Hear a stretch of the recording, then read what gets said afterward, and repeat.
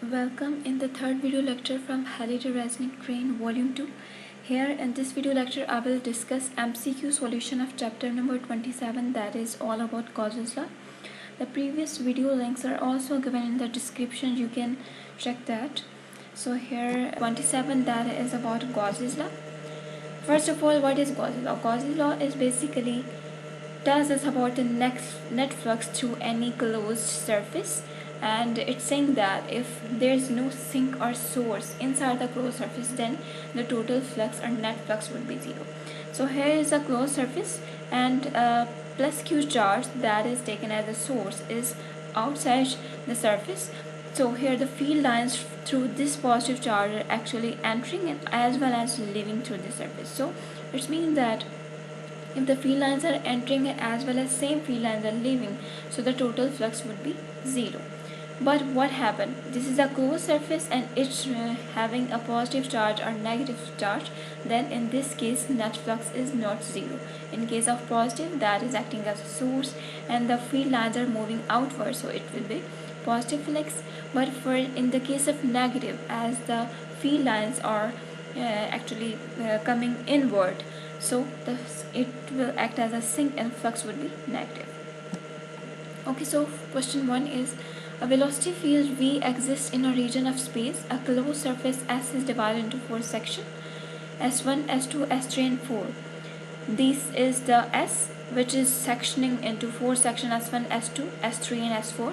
There is a source located just outside the closed surface near S1. So here I haven't drawn, but it's saying in the question that there are many sinks and source just outside and near to the S1.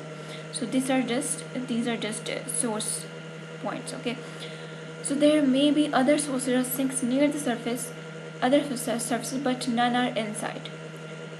No sink or source is just inside this closed surface S, or are just residing outside the surface. So what can be concluded about phi 1, the flux through S1?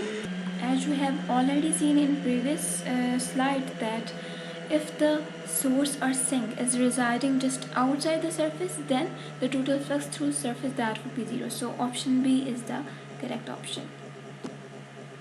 Next question, question part B is, which of the following statement is correct about the flux through the 4 surfaces?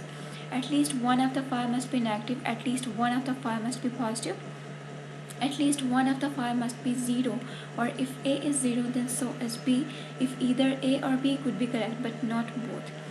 Okay, so net flux through that surface is zero, it's given in the question, so more than 2 statements could be correct. So first of all is, at least one of the phi n must be zero. This is true. Phi n through closed surface S1, S2, S3 or S4, any one of them could be zero. This is the most appropriate and correct option. After that is, if A is current, so as the B is. Which means that option A is saying that one of the phi n must be negative. If one of the phi n must be negative, the second one would be positive just to neutralize it or make the total flux through that surface zero. So option C and D is the correct, and C is the most appropriate option.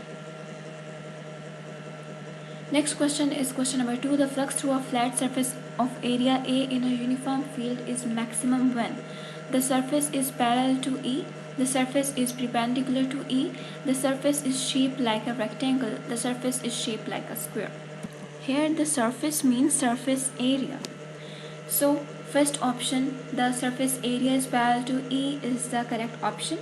Here you can see that these are the field lines that are moving in the rightward direction or x-axis direction, and the area is actually held perpendicular, whose surface area is just lies parallel to the electric field line. So the angle that this area, surface area, that is making with the electric field line is 0 degree. So flux is E dot A. This is the dot product of electric field and the area.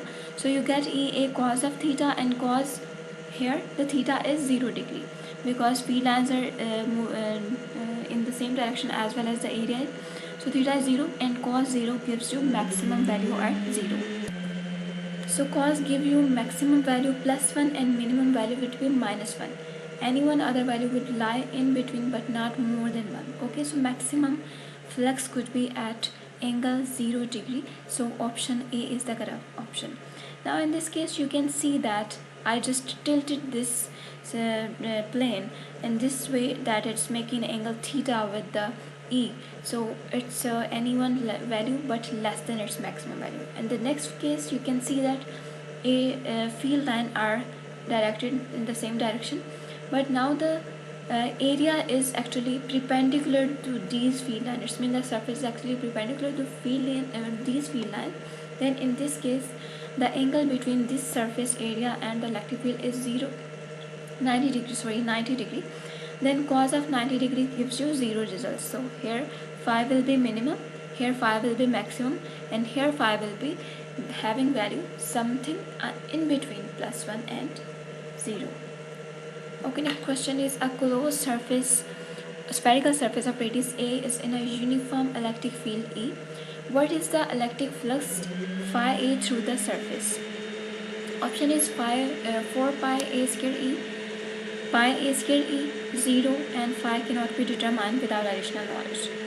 Okay, so here it's asking about the flux through the surface. It's not asking about the flux on the surface. If it would be asked the flux on the surface, then what it would be answer. Okay, so let's suppose if it's asking about this point P, then the flux would be this one. As for any point P, we take the area direction just perpendicular to that. You have this curved surface and the area for this curve will always directed perpendicularly outward. Okay, for this, in this direction it would be this one, and this direction it would be like this one, area direction. So now here these are the field lines that are uniform and these are directing toward the rightward. So at point P it's having the area as same as the electric field. So E dot A, here E is the uniform and A area, cos of 0 degree, as the angle between E and A is 0, so you get EA. The area of sphere is pi into radius ka square, here radius is actually A square, so you get E pi A square. Okay, so this was the flux when it was asked about through the surface. Now it's saying not through the surface, on the surface. Now it's asking about the flux through the surface, though this would be 0, as through any field lines that are entering this region, they are also leaving this region. That's why the flux is 0 through this surface. Okay. Next question is question number 4. Consider two concentric spherical spheres. Concentric means they are having the same center, right? S1 with radius A, this is S1 that is having a small radius A, and the S2 with radius 2A, and this is the S2, the outer one is S2 that is having a large radius as compared to this one, and its radius is 2A. Both centered on the origin, and both are basically centered on the origin. You can see here there is a charge plus Q at the origin and no other charges. This is the plus Q charge that is reside on the origin, and it's not both of the spheres does not have any other charge. So compare the flux phi1 through S1 with the flux phi2 through S2. Now what is the flux through this one and what is the flux through the second of the sphere? If I draw the field lines that are directed outward, are coming outward from this positive point charge, you can draw it like this.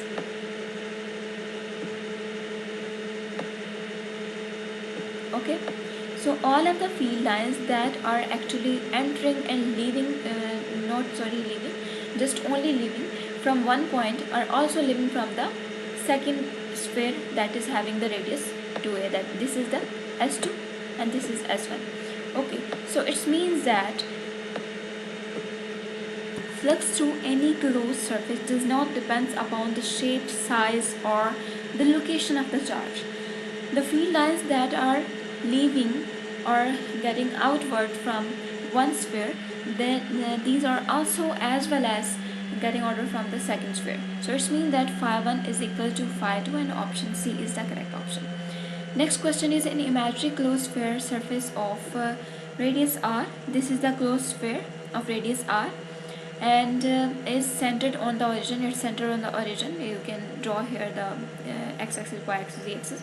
A positive charge plus q is originally at the origin. Here a plus q charge that is reside on the origin, and the flux through the surface is phi e. Now the flux through surface is phi e, that is the positive flux, as you know that is the source. The positive charge is slowly moved from the origin to a point r by 2. Now this point charge is actually moving from the origin to the point, this one, that is actually r by 2 point. This one is r by 2 point, and charge actually moved here. Now what happened? As I already told you that the flux through any closed surface does not depend on shape, size, or the location of the charge. Either it's located at r by 2, 3r by 2, or 1 by 4th portion, 1 by 4th of r.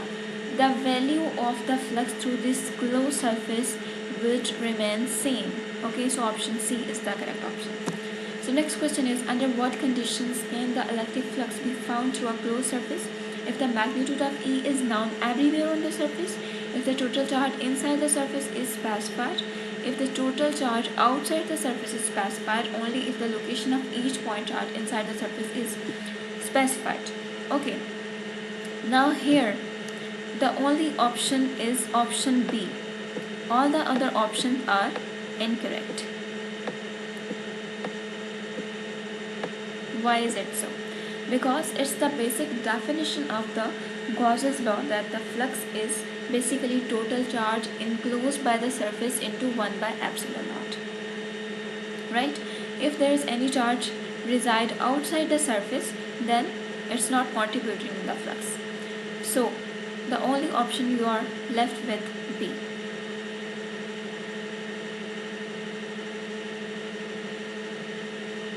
Next question is question number 7. An imaginary closed spherical surface of radius r is centered on the origin. A positive charge plus q is originally at the origin. It's saying that any surface S that is having a radius r, let's suppose this is a surface and it's having a radius r like this. Sorry for the drawing. And charge q is here originally. Then after that, few other charges are added in this, that are minus 3q at distance r by 2, and plus 5q at distance r by 2, and plus 4q at distance r by 2. I have already told you that the distance doesn't matter, the radius doesn't matter. So just you have to take the charges, you have to edit all of these charges. First charge was just plus q, second was minus 3q, then 5q, then 4q was added. So total flux through this surface would be 7f q over epsilon naught. So the flux is 7f phi e. So option D is the correct option. So here is another example. 4 microcoulomb, minus 10 microcoulomb, 6 microcoulomb, 5 microcoulomb, 3 microcoulomb. Whenever you just take flux, you will consider the charges that are just inside this sphere. Okay, if you are talking about the charges through this closed surface, then only these 3 charges will contribute in the total charges enclosed, not these 2. Okay, so now move toward the next question. A dipole lies on the x-axis with a positive charge plus q at x is equal to plus t by 2 and negative charge at x is equal to minus t by 2. The electric flux through the xyz plane midway between the charges is 0. Depend on d, depend on q, depends on both q and d. So here is a plus q charge and here is a negative q charge, as it's separating through a distance and forming a dipole. Now the next author is saying that at a distance x is equal to d by 2, charge is located like this one and this one. So here is the origin. At origin there is a x, y and z plane. So this is the y-axis, and here I made a z-axis. Okay, now this plane, according to this plane, what is the flux that is passing through it? As you know that the free lines that are entering from this region, they are leaving through the other face of this plane. So as well as these field lines are also doing the same. So it means that the flux through this surface would be 0 when it's midway between them. Next question is the surface is multiple choice question is shifting closer to the positive charge. Now this plane from this position from origin to it's actually moving towards the positive point, then what happened? The flux will remain same. As you know that the flux is actually due to positive charge it's getting outward, and due to negative charge is entering towards it. So it means that the total flux through this will remains equal as whenever you just take it closer to the negative pole, or you just take it on the origin or somewhere in between there. So it will remain same. So option D is the correct option. Next question is the surface in multiple choice. Question 8 is instead rotated so that the normal to the surface is no longer parallel to the x-axis. As the surface moves, the flux through the surface is, it will decrease. You know that when the surface was parallel to the x-axis, then maximum flux was passing through it, as you can physically determine it in this situation that all other field lines could pass through this plane. But if I tilt it and it's no longer parallel to the x-axis, then two field lines are just passing through it, so flux would decrease. So option B is the correct option. Now move towards the question number 11. In which of the following problem could Gauss's law be useful? Gauss's law is useful, is valid everywhere but not useful. It is said by the great Sir David J. Griffith. He said that this law is only useful when there is a higher symmetry or the value of E is 0 or constant. Otherwise, it is valid but very complicated if it's not following the symmetry. So here are a few options and more than one statement could be true. Finding the electric field at various points on the surface of a uniformly charged cylinder of finite length. If a cylinder is having finite length or infinite length, if the charge is distributed uniformly throughout the cylinder, then at various points you can find the electric field, and the option A is correct. Option B is finding the electric flux through the end surface of uniformly charged cylinder. Yes, this is also possible.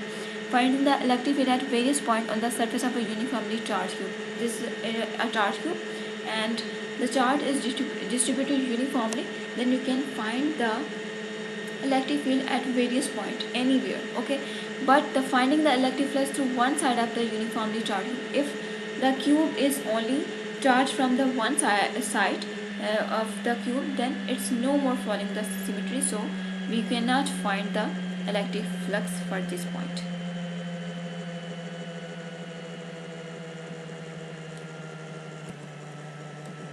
Next question is question number 12. A hollow conducting ball has a single positive charge plus Q fixed at the center. The ball has no net charge. Okay, now here it's saying that a positive charge plus Q is actually residing or fixed at the center. It means that it's not going to move anywhere. So here I am going to give you another information that in a conducting ball, either it is conducting hollow ball or it's sphere, complete solid sphere. Whenever you just put any of the charge inside the sphere, it will be moved outward on to the region, making the electric field inside the surface 0. Here it's forcefully striking plus Q charge to fix at the center. Then it's also saying that the ball has no net charge, so the charge on the inner surface of the ball will be. Here I have to make the electric field inside the surface 0, as it's the necessary condition for a conducting, either it's hollow ball or it's a solid sphere. It would be electric field inside should be 0. So for the electric field inside the 0, if the plus Q charges reside here, then at inner surface there would be minus Q charge just to make it 0. So option C is correct option. Next question is the charge on the outer surface of the ball is. Now it's saying that the ball has no net charge, so no other charge will reside on the outer surface, so option D is the correct option. Next question is, suppose that a net charge plus Q is placed on the ball of multiple choice question. The point charge remains at its center. Here point charges remain at the center, and the charge on the inner surface of the ball is.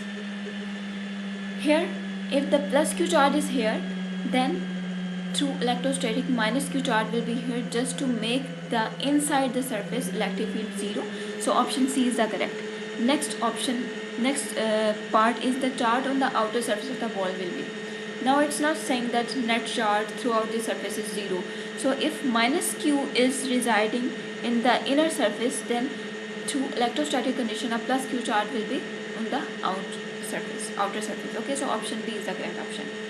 Now the last question is the positive charge at the center of the ball in multiple choice question 13 is moved off center closer to the inner surface, but it does not touch the inner surface.